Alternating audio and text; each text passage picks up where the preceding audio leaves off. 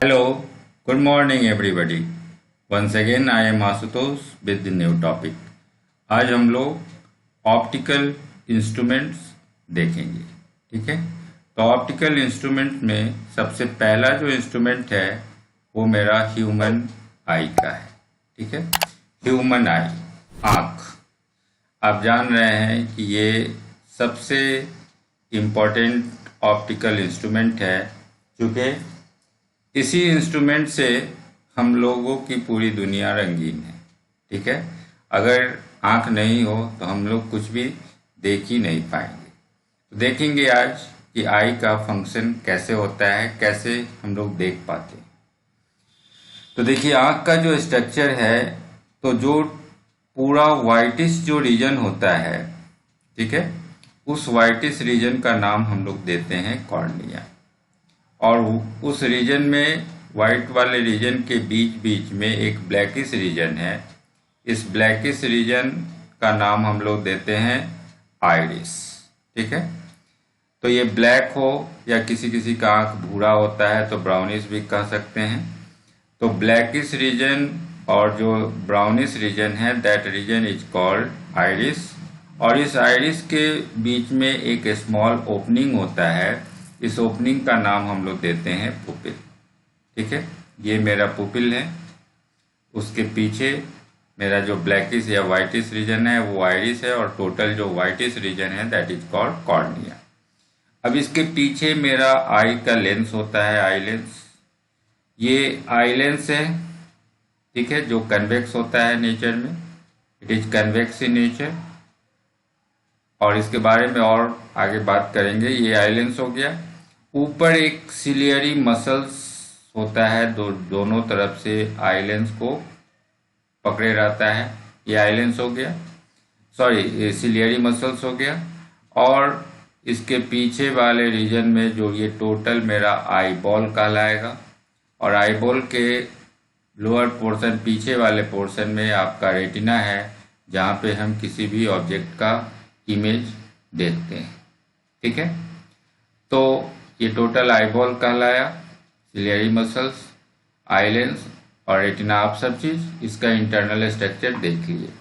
तो फिजिक्स के point of view से हमें इतने ही स्ट्रक्चर की ज़रूरत है। आप बायो में इसका डिफरेंट इंटरनल स्ट्रक्चर देख सकते हैं। तो from physics point of view मेरा काम इतना ही से हो जाएगा। अब हम एक एक करके सारे के फंक्शन को देखें। तो सबसे पहला काम देखते हैं, ये पुपिल क्या करता है, ठीक है। तो पुपिल का जो काम है, ये लाइट के इंटेंसिटी को डिसाइड करता है, ठीक है। कितना लाइट इन करेगा आपके आंखों के भीतर। तो ये जो पुपिल है, ये इसका साइज बढ़ता घटता रहता है according to the intensity of light, ठीक है। आप देखते हैं बहुत तेज रोशनी में आंख आपका बंद होने लगता है, ठीक है ना। आप बहुत तेज रोशनी को टॉलरेट नहीं कर पाते हैं। और अगर आप किसी अंधेरे रूम में जाते हैं तो आंख आपका फैलने लगता है। वो जो पुपिल है वो अपना साइज बड़ा करके करना चाहता है, ताकि अधिक से अधिक लाइट इंटर करे और हम अंधेरे में भी देखने की कोशिश करें, ठीक है। तो पुपिल का काम आप समझ गए, ये लाइट के इंटेंसिटी के हिसाब से अपने साइज को बड़ा या छोटा कर पाता है, ठीक है। अब सेकेंड देखते हैं, आई लेंस जो है, ये मेरा आई लेंस कन्वेक्स है नेचर में, ये पहले भी बताए। तो ये कन्वेक्स तो है ही, साथ साथ ये कोई जो हम लेंस पहले पढ़े हैं ग्लास का बना के, ग्लास से हम इस पे बनाए हैं, तो इसमें टोटल भीतर जो सॉलिड है ये सब ग्लास का बना हुआ है। तो आई लेंस जो है वो कन्वेक्स तो है नेचर, लेकिन ये जेली टाइप स्ट्रक्चर है। ये सॉलिड नहीं है ग्लास लेंस की तरह, बल्कि ये जेली टाइप स्ट्रक्चर है। इसके भी साइज को हम बड़ा छोटा कर सकते हैं।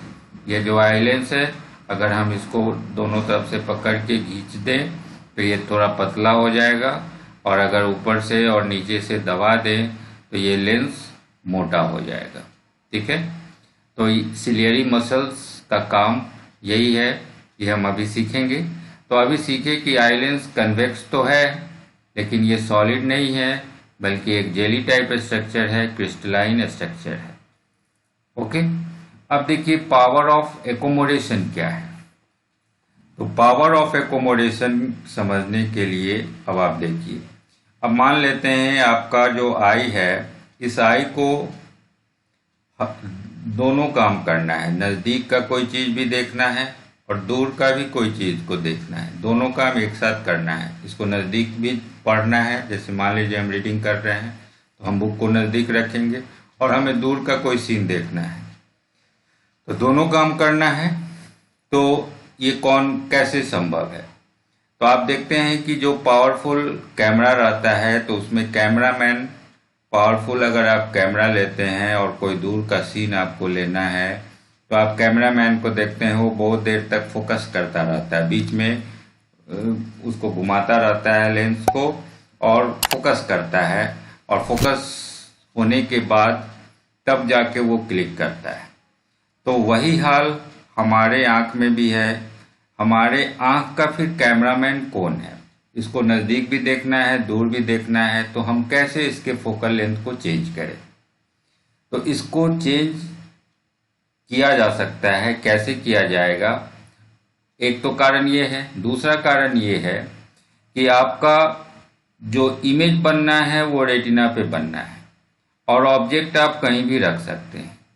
तो आप लेंस फार्मूला पढ़े हैं, 1/v minus 1/u is equal to 1/f, पढ़े हैं लेंस फार्मूला। तो यहाँ पे इमेज हमेशा रेटिना पे बनना है। तो ये डिस्टेंस जो v का है, माने डिस्टेंस ऑफ द इमेज, ये डिस्टेंस फिक्स है, इसको हम चेंज नहीं कर सकते हैं। ये तो आईबॉल आपका जैसा है, आप आईबॉल की लंबाई चौड़ाई तो बढ़ा चेंज नहीं कर सकते हैं, तो v फिक्स है। और u कुछ भी हो सकता है, नज़दीक भी देख सकते हैं, भी दूर भी देख सकते हैं। तो ये वैल्यू है, इसको हम चेंज कर ही नहीं सकते हैं।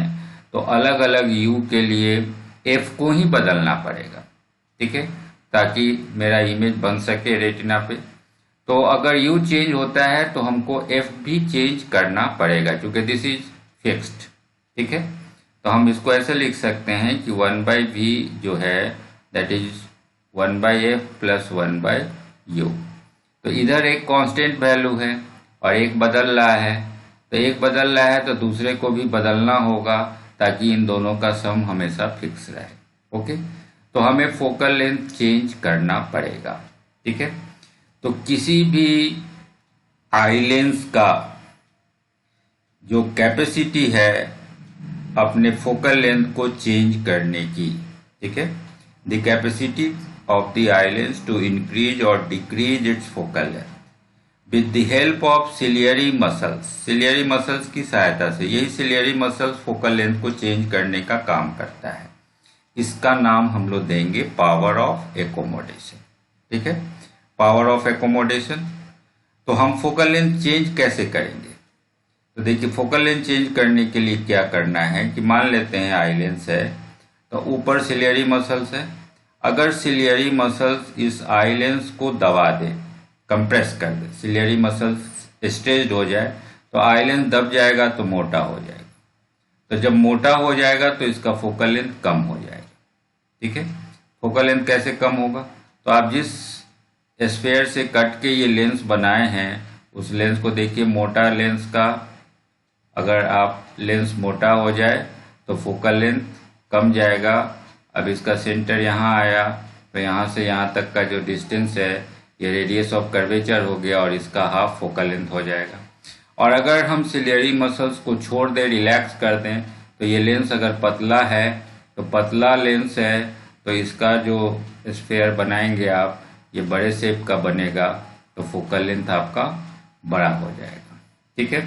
तो हम लोग समझ गए कि थिक लेंस अगर मोटा होता है तो फोकल लेंथ कम जाता है, और लेंस अगर पतला होता है तो फोकल लेंथ बढ़ जाता है। तो ये इस काम में मदद करता है सिलियरी मसल्स।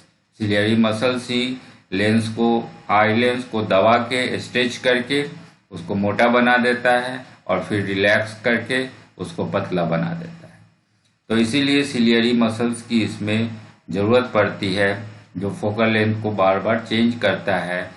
और यही सिलियरी मसल्स आपके आँख का कैमरामैन है, जो नज़दीक के चीज़ और दूर की चीज़ देखने में आपकी मदद करता है फोकल लेंथ को बार बार बदल के।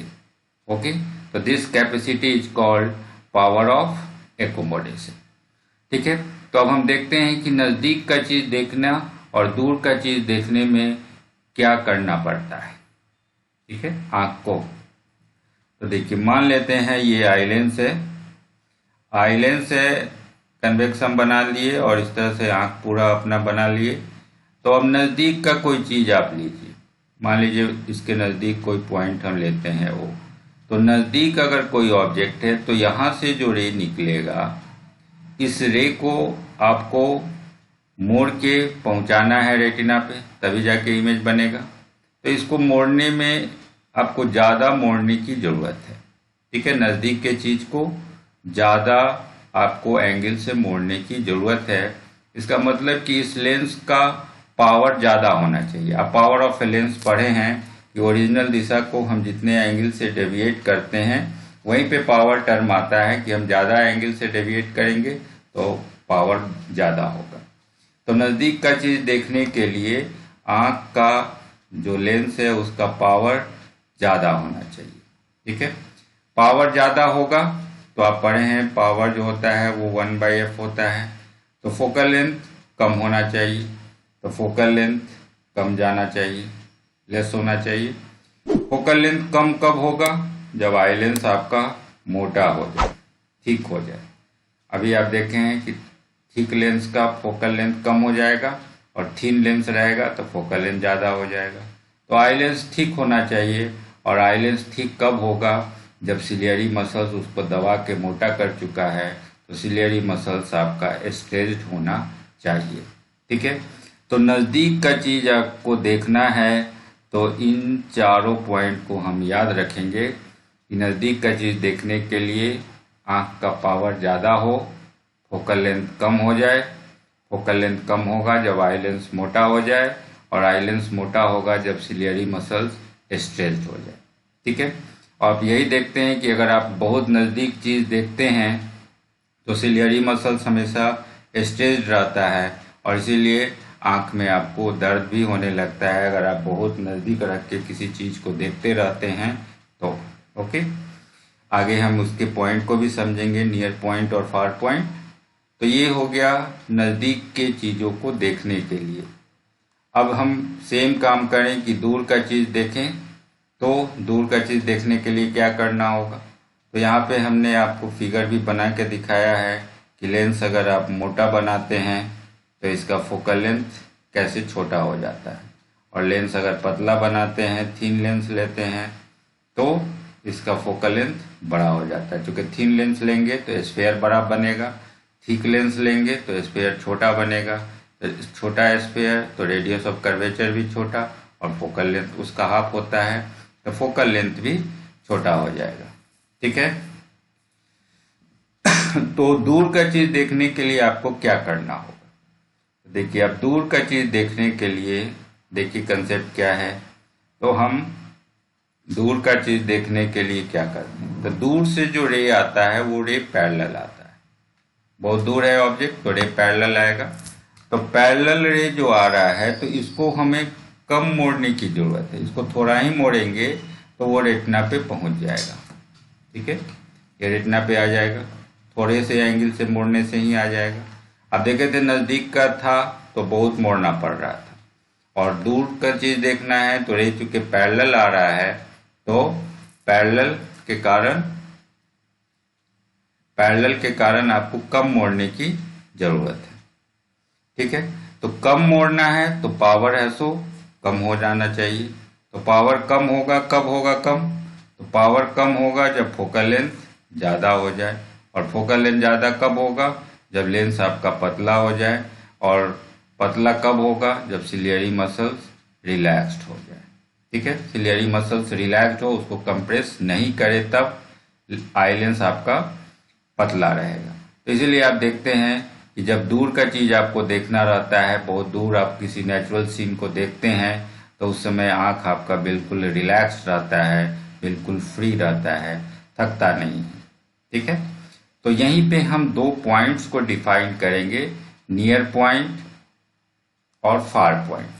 तो देखिए नियर पॉइंट क्या है, तो हम नियर पॉइंट बोले या इसे least distance of clear vision बोले या least distance of distinct vision बोले। ठीक है ये पॉइंट है कि मिनिमम हम कितनी दूरी तक के ऑब्जेक्ट को आराम से देख सकते हैं विदाउट एनी स्ट्रेन। तो जितनी मिनिमम दूरी हम देख पाएंगे वही मेरा नियर पॉइंट कहलाएगा, या इसको least distance of clear vision बोलेंगे। इसको हम लोग डी लेटर से रिप्रेजेंट करते हैं। ठीक है, least distance of clear vision को। तो ये नॉर्मल ह्यूमन में 25 सेंटीमीटर है। ठीक है, 25 सेंटीमीटर की दूरी पे अगर हम किसी चीज़ को रख के पढ़ें तो हम आराम से पढ़ सकते हैं। अगर हम 25 से कम करेंगे तो दिखाई तो देगा लेकिन स्ट्रेन होने लगेगा और कुछ ही देर में आँख आपका दर्द करने लगेगा। तो नॉर्मल ह्यूमन आई में ये 25 सेंटीमीटर है। इन्फेंट छोटे बच्चों में ये दूरी बहुत ही कम है, 5 से 10 सेंटीमीटर की दूरी है। और ओल्ड एज में ये धीरे धीरे बढ़ते हुए 200 सेंटीमीटर तक चला जाता है, 2 मीटर दूर तक भी चला जाता है। जैसे जैसे ओल्ड एज आता है तो अब देखते हैं आप धीरे धीरे एजिंग के बाद आप नजदीक जो भी पढ़ना रहता है उसको उनको दूर करना पड़ता है, दूर करते हैं तब हमें दिखाई देता है। तो नियर पॉइंट धीरे धीरे बढ़ता जाता है, छोटे बच्चों में कम है और जैसे जैसे उम्र बढ़ेगी तो ये बढ़ते बढ़ते 200 सेंटीमीटर तक भी जा सकता है। उसी तरह से हम एक और फार पॉइंट डिफाइन करेंगे। तो जिस तरह से हम मिनिमम कितना दूर देख सकते हैं उसी तरह से मैक्सिमम कितना दूर देख सकते हैं, तो वो मेरा फार पॉइंट कहलाएगा, the maximum distance up to which I can see clearly. तो theoretically it is defined up to infinity. Theory में तो ये इनफाइनाइट डिस्टेंस के लिए डिफाइंड है कि हम अनंत दूरी देख सकते हैं, लेकिन practically up to several metre, लेकिन प्रैक्टिकली हम लोग कुछ ही मीटर तक देख पाएंगे क्लियरली। ओके, तो आज आप यहाँ तक पढ़ लिए जिसमें हम ह्यूमन आई का बेसिक स्ट्रक्चर आपको बता दिए हैं। अब इतना सब होने के बाद भी आँख में कुछ डिफेक्ट हो सकता है कि हमें नज़दीक का चीज़ दिखाई नहीं दे, दूर का चीज़ दिखाई नहीं दे। तो अगले क्लास में हम लोग डिफेक्ट्स ऑफ विजन पढ़ेंगे कि कैसे हम लोग उस डिफेक्ट्स को दूर भी कर सकते हैं और उस डिफेक्ट्स का कारण भी क्या है। ओके, तो that's over for today. Thank you.